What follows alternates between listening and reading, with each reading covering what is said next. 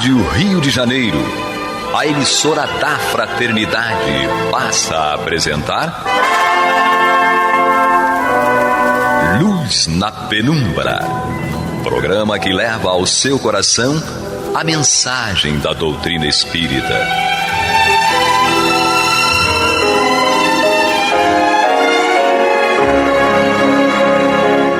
E agora com vocês, Aloísio Guigino e Eduardo Araújo, para o estudo da obra O que é o Espiritismo, de Allan Kardec. Meus abraços, amigos ouvintes da Rádio Rio de Janeiro, emissora da Fraternidade. Estamos aqui mais uma vez reunidos, eu, Aloísio, comigo, Eduardo Araújo, e ela, Fátima Miranda. Ela foi rápida para a gente não fazer a introdução. Foi rápido para a gente não fazer a apresentação, ela foi né? rápida, né? Não, se nós formos fazer com leitura de um currículo de Maria de Fátima Miranda, vai o programa inteiro. Deus tenha misericórdia, viu? Vai o programa inteiro. Dá um desconto, você aí comece a orar. Então, mas nós não somos nem entusiastas, nem exaltados, tá? Nós somos espíritas que refletimos aqui com relação àquilo que nos chega. E hoje, então, nós damos continuidade à conversa sobre essa obra, o que é o Espiritismo. Nós estamos no capítulo 2, Noções Elementares de Espiritismo, e nós entramos agora no tópico que é muito importante para o nosso entendimento: Identidade dos Espíritos. É o item 93. Então, esse item daí nos chama a atenção de uma coisa que nós sempre queremos ver. Toda vez que nós temos uma comunicação, a primeira coisa que nós fazemos é ir ao final para ver quem está assinando aquela comunicação. E será que é real ou será que não é real aquilo que ali está? É isso que nós vamos dar uma rápida pincelada nesse tópico, Identidade dos Espíritos. E no item 93, então, Kardec nos fala o seguinte: uma vez que no meio dos espíritos se encontram todos os caprichos da humanidade, não podem deixar de existir entre eles os ardilosos e os mentirosos.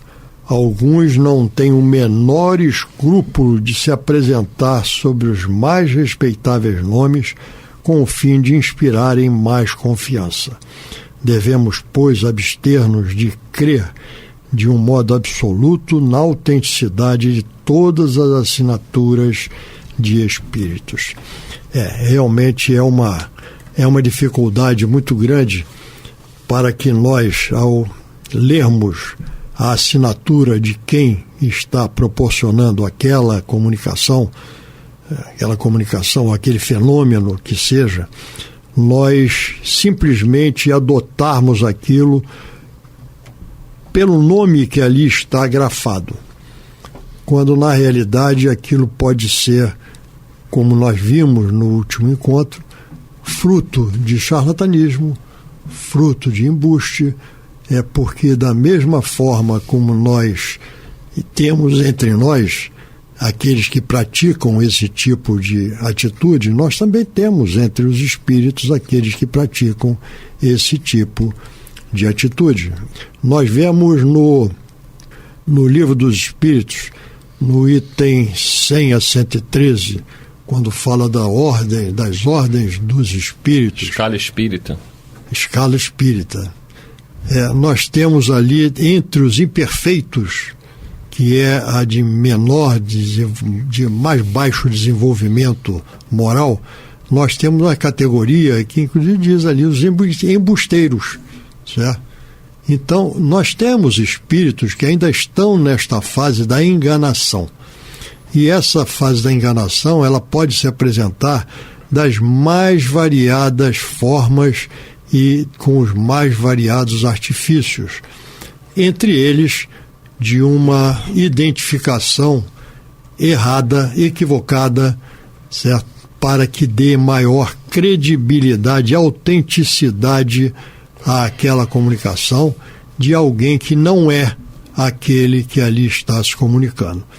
Então isso é mais um escolho da mediunidade, do fenômeno mediúnico, que nós temos que ter muita atenção e sempre nos pautarmos pelo conteúdo das mensagens e não por assinaturas, não pela busca de identificação daquilo. Inclusive, essa questão da identificação nos leva muitas vezes a desclassificarmos alguma comunicação de teor elevado, de teor de grande aproveitamento, de chamamento para todos nós, devido a uma assinatura que nós não reconhecemos ou que nós não identificamos por um histórico conhecido daquele ser que, quando aqui esteve, era denominado e era chamado por aquele nome.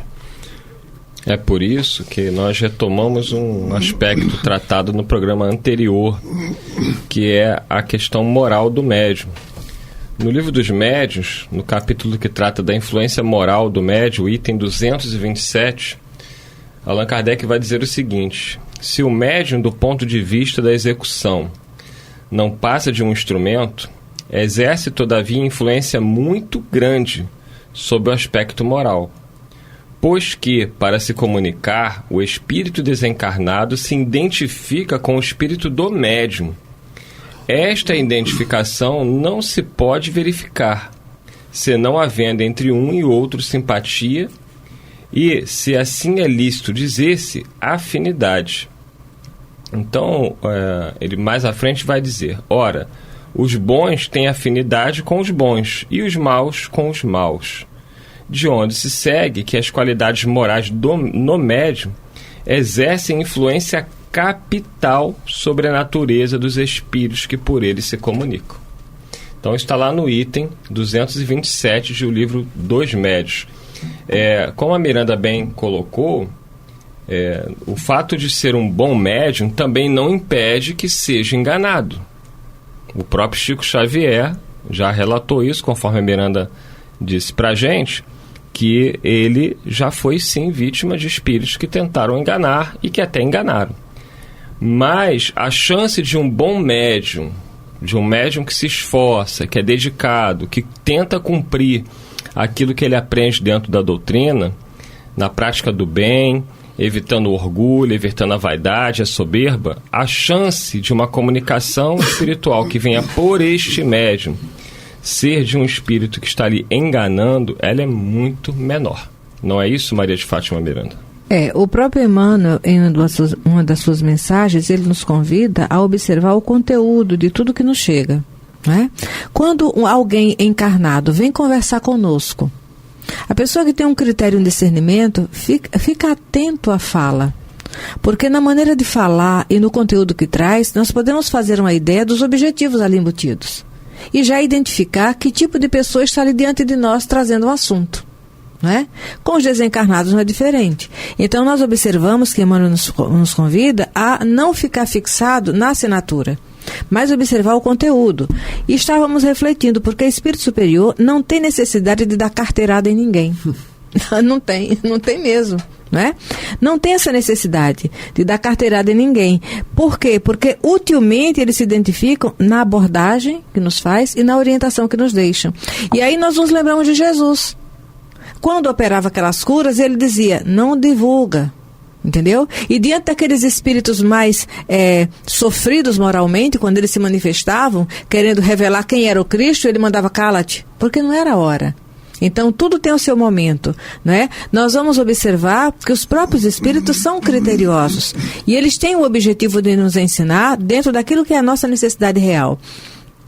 Mas espírito superior, ele não revela o nome dele só para nos enaltecer ou colocar purpurina em cima deles mesmos. E aí nos lembramos do Divaldo Franco, não é? Narrando nós tivemos a oportunidade há muito tempo assistir um vídeo dele falando, era um seminário sobre aquele livro Tormentos de Obsessão. E ele dizendo que é uma linha muito tênue, que na realidade mesmo ele estudando, ele sabia que a fascinação é algo que a gente tem que ficar muito, mas muito atento, porque nós somos muito frágeis, vulneráveis mesmo. E ele dizendo que certa vez estava psicografando, e quando ele percebeu quem era o espírito, ele ficou muito deslumbrado. É o Divaldo narrando. Ficou, extasiado, primeiro pela presença do espírito. Ele se sentiu acarinhado mesmo, ele deixa isso claro, né? E a alegria que era saber que aquele espírito estava ali próximo a ele. Então, ele ficou, esperando o momento derradeiro da psicografia, onde o espírito ia colocar o nome dele. E a psicografia aconteceu toda, no final o espírito colocou simplesmente um amigo. Aí ele falou, me deu, um tapa assim, não precisa revelar quem eu sou, basta que a pessoa utilize o que está aí. Aí ele fez uma comparação com o Chico. Ele dizendo que certa feita estava junto ao Chico no momento mediúnico, deve ter sido em Uberaba, e um determinado espírito... Não, as pessoas estavam naquela expectativa de comunicação, então sempre ficava um vozerio, aquele ruído, não é? De repente, o Chico começou a psicografar. E o silêncio foi acontecendo no ambiente. E ele disse que o silêncio ficou tão visível que se uma folha caísse, faria um barulho. Mas ele percebeu que a psicosfera foi ficando muito harmonizada. Uma vibração de paz muito grande que ele ficou lembrando de Jesus, mentalizando o Evangelho. Eu imagino que assim como ele, os outros que estavam ali percebendo tudo isso. E o Espírito psicografando. Quando terminou a mensagem, o Espírito escreveu a assinatura simplesmente o Espírito. Aí ele falou, olha a diferença de um médium mais ajustado do que eu. Não é? Porque ele falando que durante aquela psicografia, ele sentiu vibrações que aproximaram ele de Jesus. Ele e o Divaldo. Essa mensagem, se eu não me engano, o título da mensagem é O Espírito. E essa mensagem deu origem a um livro chamado Vozes do Espírito. É muito interessante. Então, o Divaldo, ele não afirma. Mas ele diz que aquela mensagem poderia ter sido do Espírito da Verdade. Mas Chico tranquilamente só colocou o Espírito. Mas quem lê a mensagem vê que era um Espírito de uma superioridade muito facilmente identificada. Eu conheço uma médium muito interessante, séria, certo? Que tem comunicações que são assinadas por filósofo aprendiz, contador de histórias, um espírito amigo e vai por aí afora. Agora, o conteúdo dessas mensagens são um chamamento, certo? Com uma força imensa para cada um de nós. Então, mais uma vez, isso nos comprova aquilo que nós estamos aqui falando. Qualquer mensagem, ela deve ser avaliada não somente pela assinatura, mas pelo conteúdo, por aquela mensagem, pelo valor do conteúdo que nos é trazido. Então esse é que é o grande senão, certo, que nós temos que prestar atenção. É o valor pelo conteúdo. Nós temos no livro No Mundo Maior, de psicografia de Chico pelo espírito André Luiz, nós temos num capítulo 9 desse livro, que fala de mediunidade. E aí ele relata uma reunião mediúnica em que 11 médiuns se apresentam para dar passividade. Dos 11, 3 estão pensando em outras coisas totalmente diversas do que aquele momento em que eles estão ali presentes e se apresentando. Dos 8 restantes, 7 não se compatibilizam fluidicamente com o espírito comunicante. E o único médium que dá uma passividade efetiva para psicografar, era o caso de uma psicografia, a mensagem desse espírito, ele transmite a mensagem e no final da reunião, na avaliação que é feita, assina a comunicação e no final, na avaliação que é feita, essa mensagem é descartada não pelo conteúdo, mas pela avaliação da assinatura, certo? Daquele espírito comunicante. Então, foi descartada uma valiosa comunicação, um chamamento de grande valor por uma assinatura que não foi reconhecida como sendo daquele espírito, porque tinha sido um médico de grande valor, muito conhecido, de grande conhecimento dentro da medicina, e que não havia utilizado termos mais rebuscados na sua comunicação. E isso gera uma frustração muito grande para o espírito comunicante, nos relata André Luiz, porque ele diz, puxa, mas eu fui muito simples naquilo que eu quis comunicar, porque eu só queria despertar um pouco mais de amor aos enfermos, mais nada, certo? E, no entanto, foi descartado porque eu não utilizei termos rebuscados, médicos, etc. E foi também muito negativo para o médium, certo? Porque foi classificado de anímica, certo? A comunicação que foi psicografada. Então, nós temos que ter muita atenção nas comunicações pelo valor. É aquilo que vocês acabaram de lembrar aqui. Muitas vezes o espírito se comunica, um espírito amigo, um contador de histórias, um filósofo aprendiz, e vamos por aí afora, certo? Então se identifica desta forma para chamar a atenção não à assinatura, mas ao conteúdo daquela mensagem. Isto é que é o importante para todos nós, e nós nos prendemos normalmente na assinatura. Nós temos aí hoje em dia, né, muitas obras psicografadas com André Luiz, assinando Bezerra de Menezes. Não é que elas não possam ser destes espíritos, mas nós não podemos nos basear somente na assinatura para dizer que é o espírito ali designado. A Miranda contou outro dia, né, que o médium, acho que foi o Julinho, não sei se recebeu uma mensagem de Emmanuel, não é isso? Ele estava em Uberaba, recebeu a mensagem de Emmanuel. Conta essa história aí, Miranda. Ele estava com o Chico psicografando, e ele também. Aí Emmanuel vai e psicografa a mensagem através dele. Ele olha o Chico psicografando, pega a mensagem, sabe, esconde e fica na dele. No final da reunião, o Chico lê as mensagens todas lá, ele pode ter lido alguma e tal, mas aquela de Emmanuel ele não leu. Passou. Aí depois estavam os dois a sós tomando um cafezinho. Aí o Chico perguntou, Julinho, por que você não leu aquela mensagem? Aí ele, Chico, olha só, você estava presente na reunião, como é que Emmanuel ia psicografar através de mim? Ele, Julinho, mas aquela caravana que estava presente hoje é justamente onde tem companheiros que questionam muito que o Emmanuel só psicografa através de mim. Então você foi usado como instrumento para que eles pudessem sair com um aprendizado, uma reflexão. Fica para nós a lição, né? Mas aí a gente tem que tomar o cuidado, porque essa história mostra que não há nenhuma impossibilidade de um espírito dar uma mensagem por diferentes médios.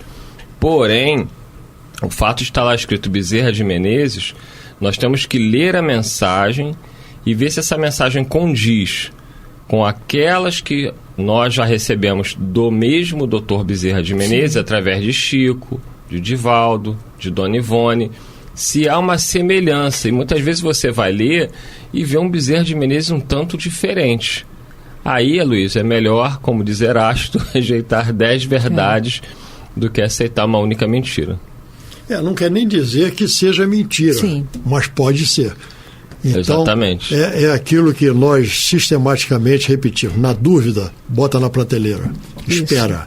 O tempo vai elucidar essa dúvida. Na dúvida, abstente.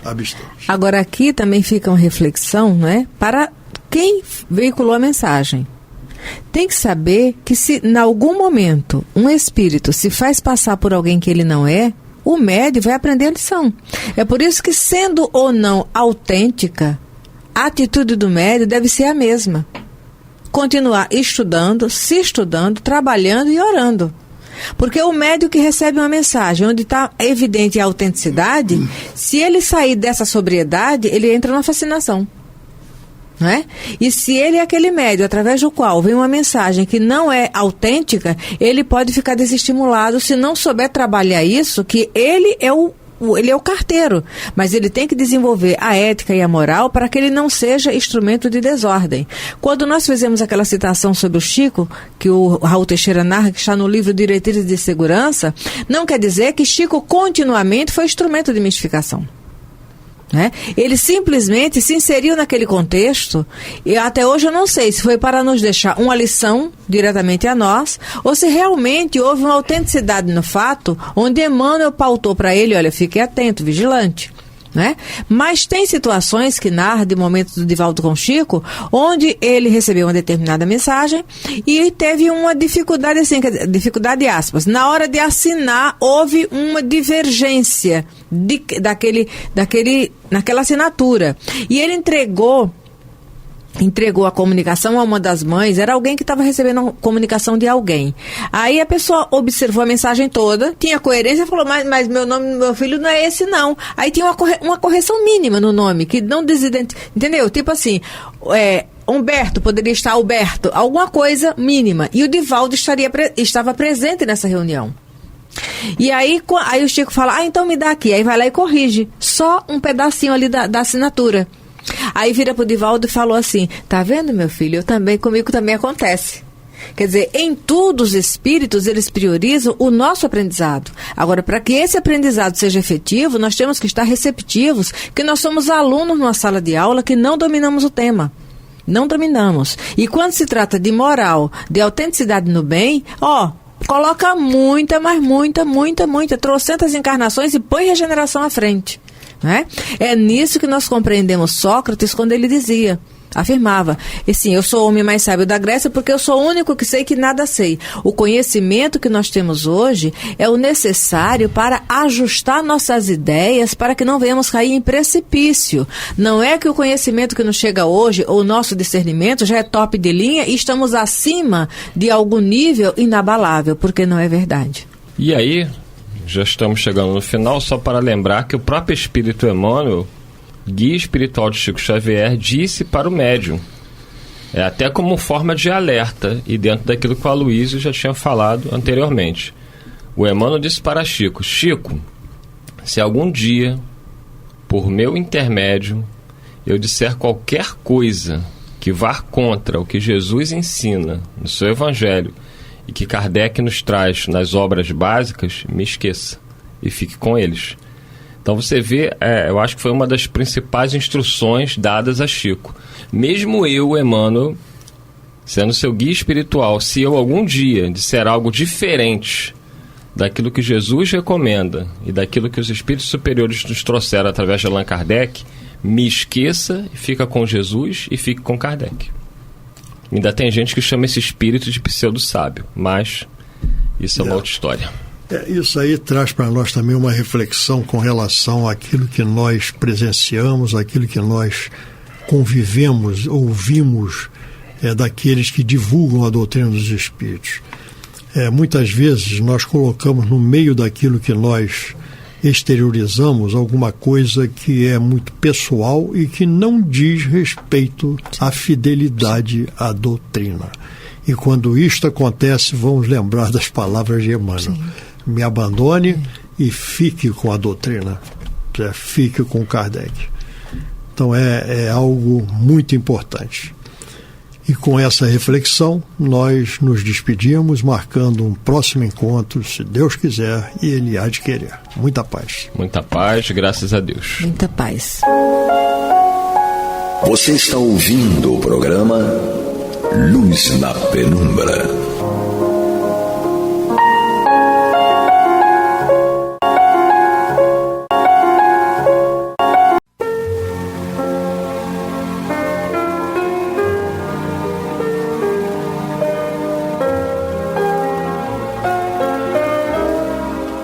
Rádio Rio de Janeiro está levando ao seu lar e ao seu coração a mensagem consoladora da doutrina espírita, através do programa Luz na Penumbra.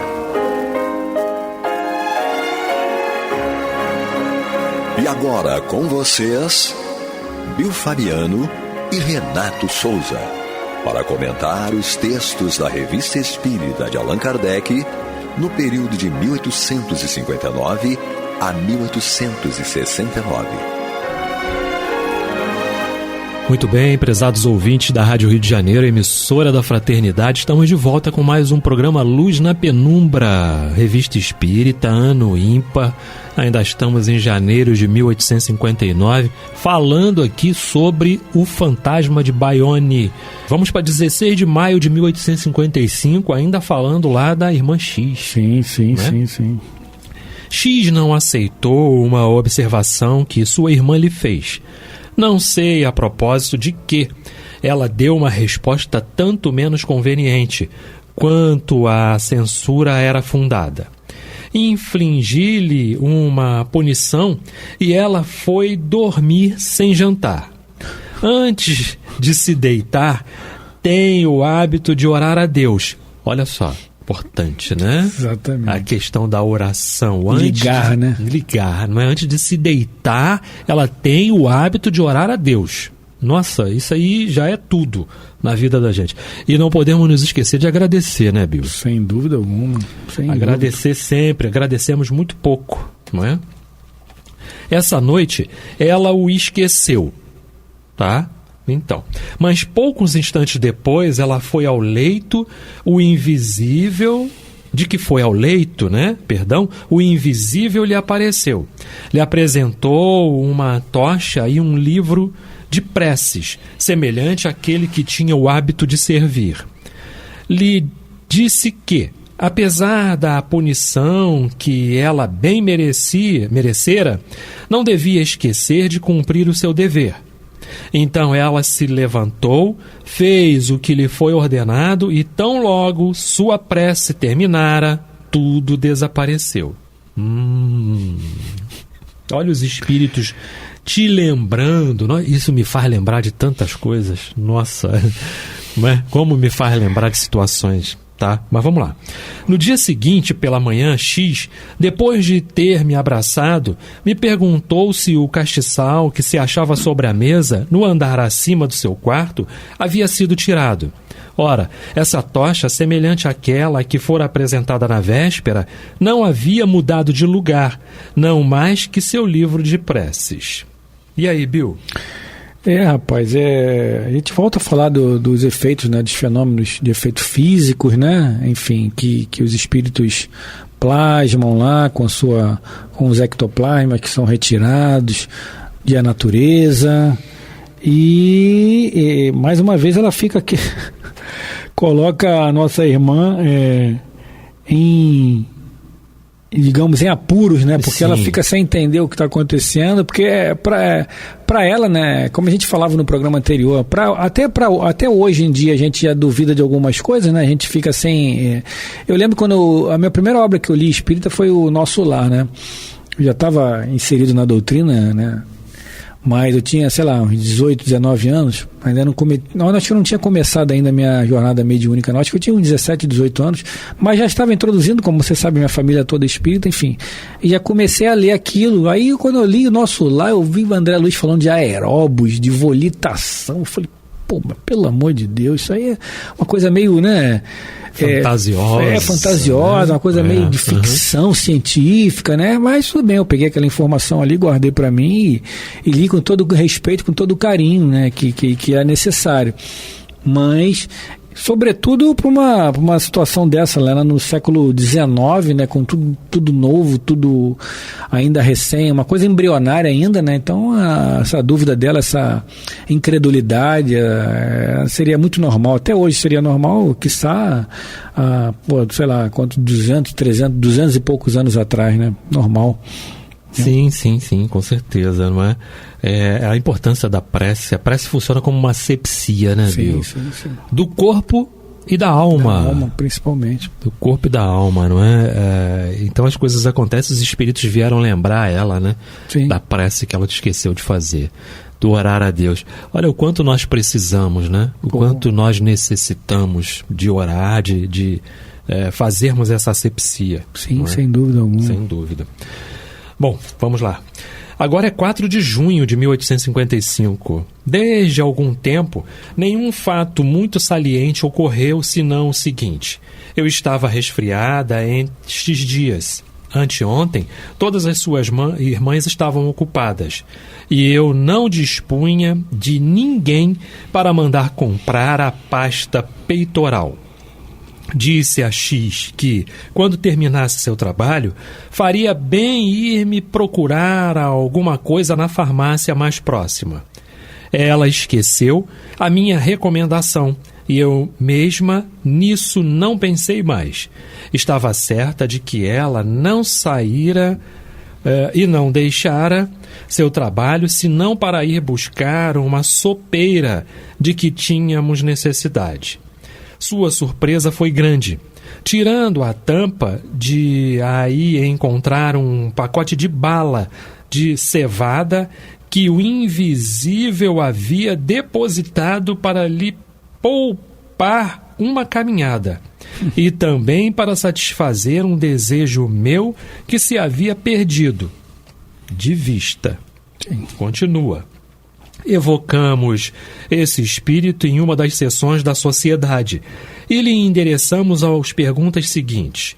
O senhor Adrian, lembra lá do senhor Adrian? Sim, lembra? Sim. Ah, ele de volta, hein? Ele de volta. O viu com os traços de uma criança de 10 a 12 anos. Aqui ele fala da criança de 10 a 12 anos. Exato. Tá?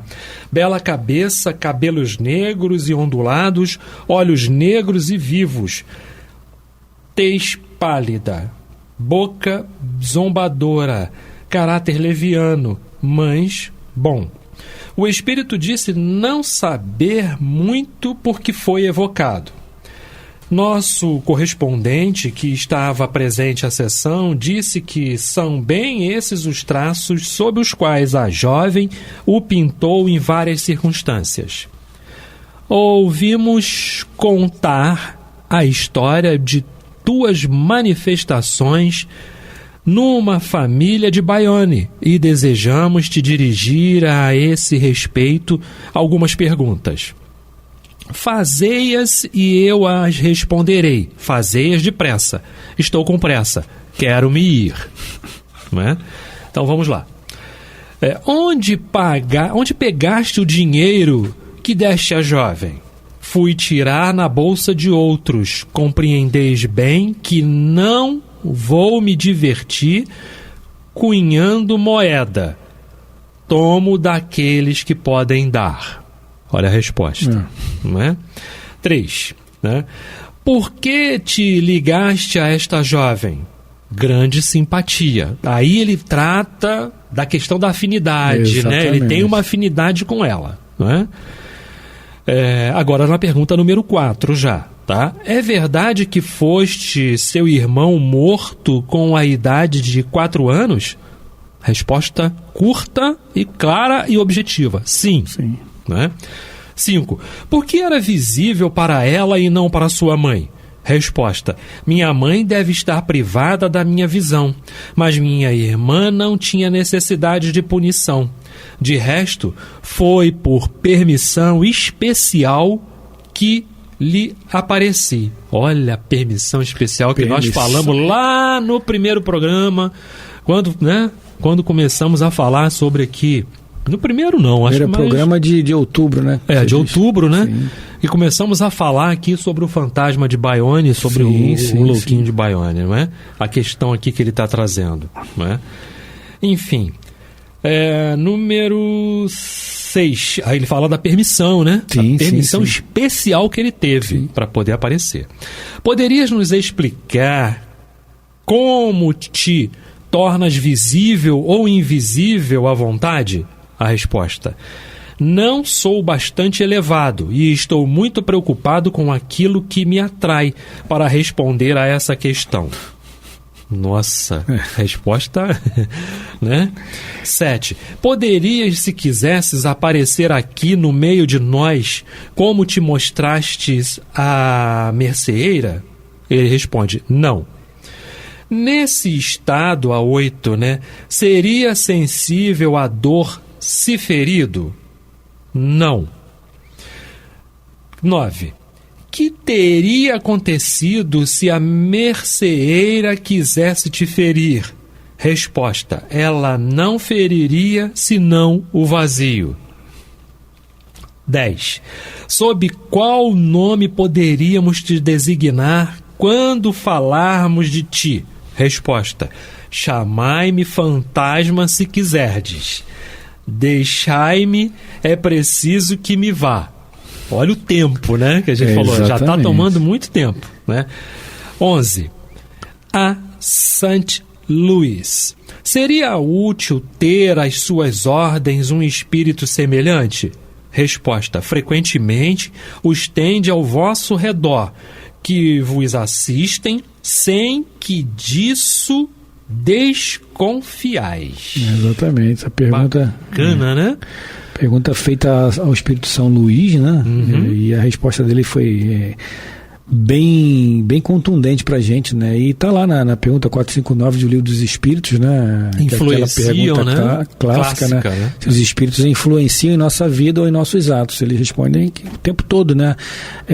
De ordinário são eles que vos conduzem ou vos dirigem, depende da edição. Então, muito interessante, né? Essas perguntas e, sobretudo, as respostas, né? Primeiro, uma criança, né? Ainda com aquelas vestes da criança, sem muita paciência, sem muito entendimento, e com ainda alguns delitos às costas, né? A questão do dinheiro ali que tirou das pessoas, enfim, era um espírito não mau, mas ainda zombeteiro, né? Como ele diz mesmo aqui no início, né? No início aqui, que ele fala, com a tez pálida, né? Com a pele clara, boca zombeteira, caráter leviano, mas bondoso. É uma criança, né? Uma criança ali, né? Querendo... tentando ser criança, mas ainda com algumas tendências, né? Já, ou melhor, ainda não, já com aquelas tendências já sobressaindo nela, né, Renato? Mas um espírito com muitas experiências. Exatamente. Como todos nós. Como todos nós, com muitas experiências.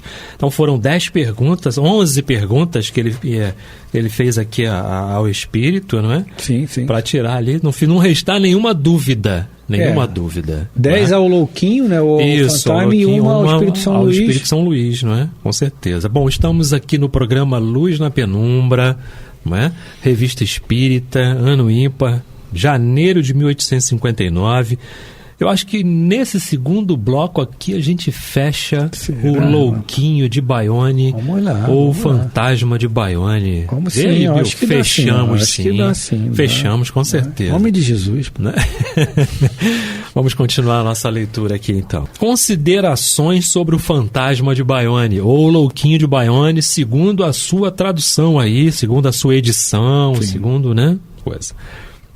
Se aproximarmos esses fatos dos de Bergzabern, dos quais nossos leitores, sem dúvida, não perderam a lembrança, se verá uma diferença capital. Ali era mais que um espírito batedor, era e é, ainda neste momento, um espírito perturbador em toda a sua acepção da palavra.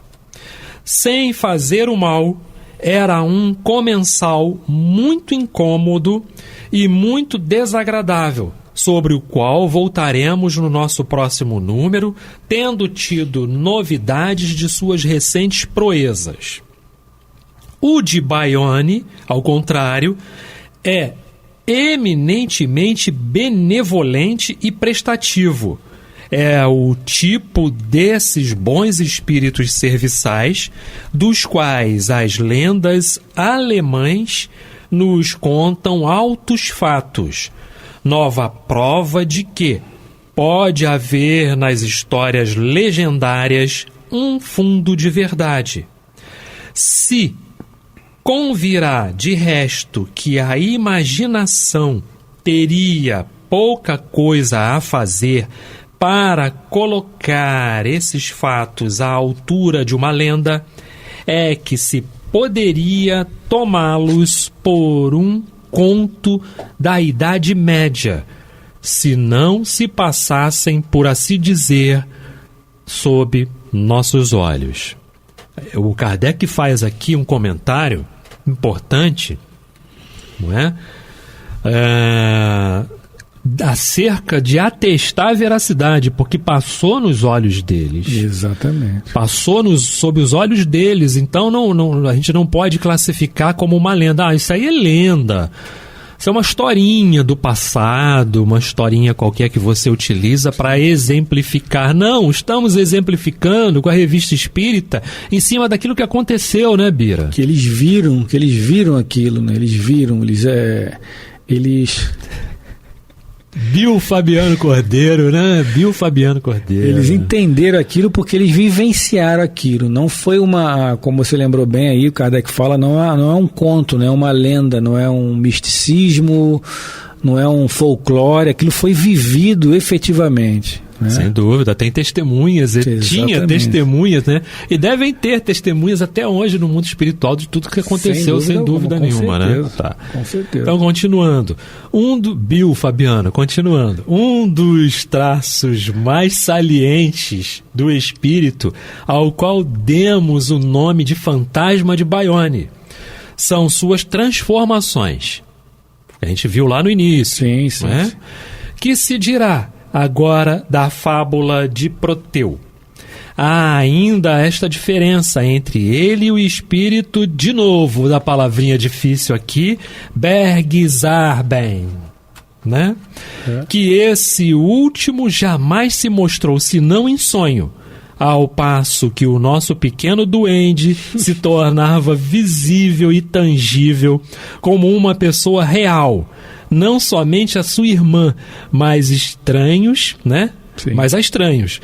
Testemunhou a compra de botões na mercearia, porque não se mostrava a todo mundo e a toda hora. É o que não sabemos. Parecia que isso não estava em seu poder e que não podia mesmo permanecer muito tempo nesse estado. Talvez fosse preciso para isso um trabalho íntimo, um poder de vontade acima de suas forças. É o que a gente falou, não é? Isso. Aí é a mão de Deus, aí é a necessidade, é o momento, é tudo isso. E além disso também, a nossa percepção, né, Renato, que tudo está sob controle, né? Essas reuniões, com exceções daquelas aquelas pessoas que se reúnem realmente para curiosidade, né, para, enfim, matar a sua própria curiosidade e tornar aquilo um circo, né? Eram reuniões, primeiro, autorizadas pelo mais alto, né? Segundo, outorgadas por Deus, por Jesus, né? Logicamente, tudo está sob a égide do Cristo na Terra. Então, não, vamos lá, vamos fazer isso, até porque Kardec trouxe uma doutrina nova, né? Que iria se perpetuar com a questão da comunicabilidade dos espíritos. Então havia necessidade de fomentar essa crença nas pessoas para que elas de fato pudessem abraçar a doutrina, porque como é que você vai abraçar uma coisa que você verdadeiramente não crê em nada? Não tem como, né? Então aqueles espíritos vieram com a autorização do mais alto, sob a égide ali da espiritualidade. Bom, você vai fazer isso assim e assim, só o que for necessário falar e o tempo necessário, você só tem esse tempo. E assim era, porque senão eles bloqueiam, eles travam, eles têm um mecanismo para puxar o espírito, para trazê-lo de volta, para fazê-lo calar, né? Isso aí para a espiritualidade é muito simples. Então mostra, sobretudo, autoridade sobre os espíritos, né? Sobre a égide, o comando ali maior, e da necessidade daquilo. Era necessário fazer, então era feito, mas sempre sob o comando do mais alto. Sim. Né? Eu não sei, você pode me refrescar até a memória aqui, mas o Kardec não faz um estudo aprofundado sobre elementais. Não há na codificação. Ele fala sobre espíritos da natureza, né? Isso, sobre, né? Da natureza. Tá, ele fala sobre isso, né? Mas é bacana ele citar o duende. Sim. Mas por que ele cita o duende? Porque a nosso entendimento, o duende é aquele ser, né, que pode fazer muita coisa. Ele pode estar aqui, estar ali, ele pode aparecer acolá. E fez também uma citação em referência ao estado do espírito enquanto criança. não é? Tamanha a sua perspicaz, né? De poder brincar, de poder fazer uso da liberdade que tem. Eu achei bacana ele citar como o pequeno duende, né? E trazer pra gente aqui uma passagem ligada aos elementais, ligada aos espíritos da natureza, não é? Com certeza. Você tem alguma coisa para trazer aí?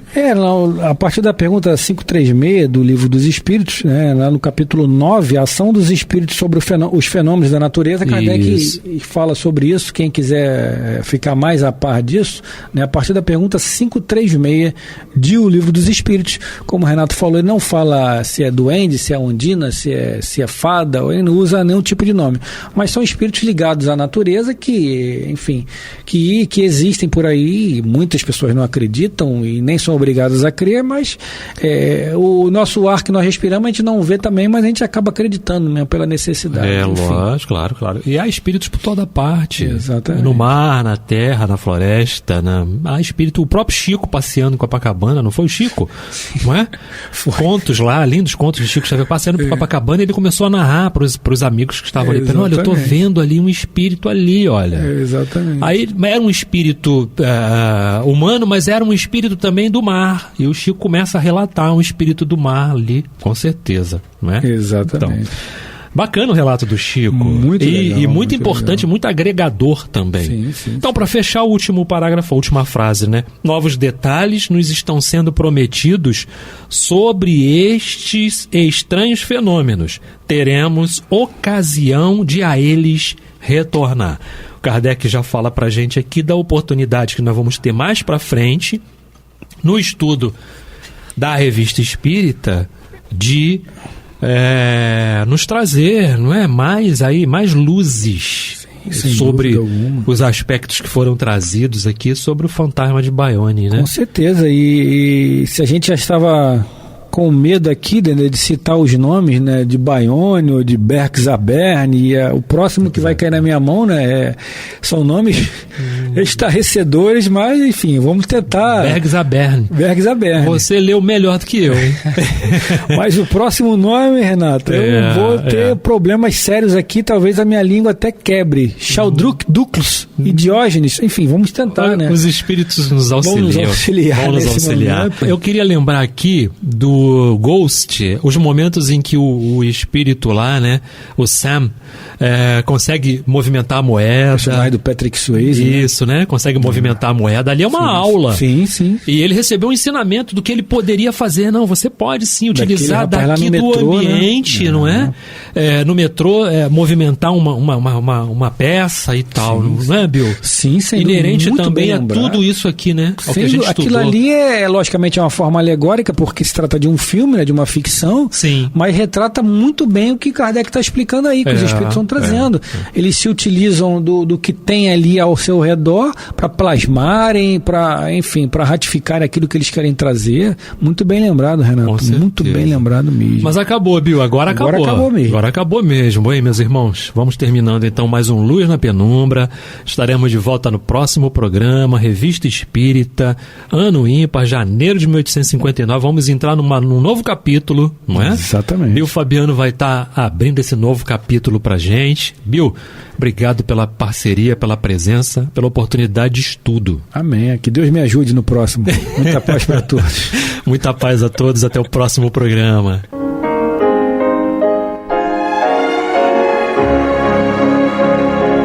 E vamos ouvir agora a prece de encerramento de nosso programa, na voz de Geraldo de Aquino. Jesus, dá-nos coragem para a luta, piedade para os insultos e misericórdia para as injustiças e ingratidões. Limpa nossa alma de inveja e ambições mesquinhas, de ódio e de vingança o nosso caminho. E que dentro em pouco, ao recolher-nos de novo ao calor do nosso leito, para que o sono nos dê a paz e o esquecimento das tristezas humanas, possamos sentir, Senhor, no mais íntimo de nosso ser, a doçura indefinível do Teu amor e a grandeza incomparável da tua divina presença. Que assim seja.